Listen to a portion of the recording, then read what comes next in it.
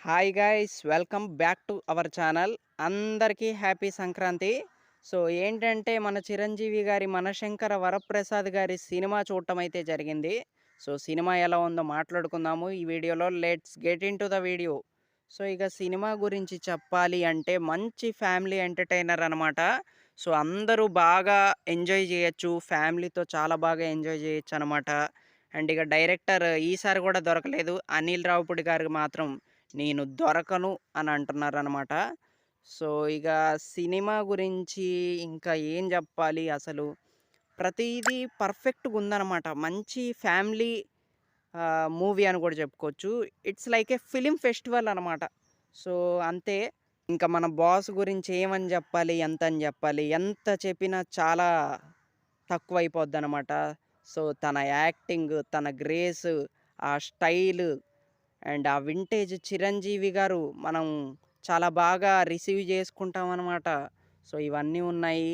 And Chiranjeevi గారిలో ఉన్న యాక్టింగ్‌ని మొత్తం బయటికి తీసుకొచ్చేశారు మన అనిల్ రావిపూడి గారు మాత్రం. సో, స్క్రీన్ మీద అలా బాస్ నడిచొస్తున్న విజిల్స్ పడ్డాయి. బాస్ డైలాగ్స్ చెప్తున్న విజిల్స్ పడ్డాయి. బాస్ డాన్స్ ఏస్తే అరుపులే. సో, అలా ఉందనమాట. అసలు మామూలుగా లేదు చిరంజీవి గారి సైడ్ నుంచి మాత్రం.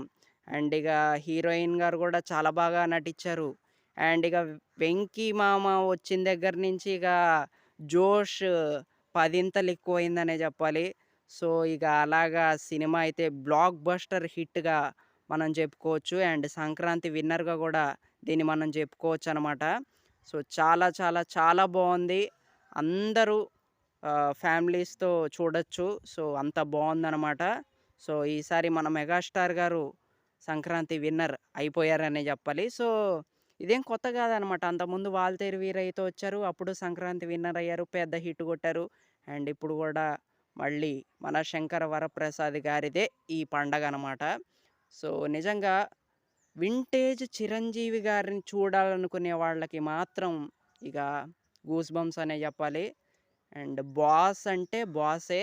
సో, అప్పట్లో ఎలా చేసేవాళ్ళో ఆ క్రేజ్ ఏంటో కొంతమందికి తెలియకపోవచ్చు. సో, 'బాస్' అంటే బాస్ అనమాట.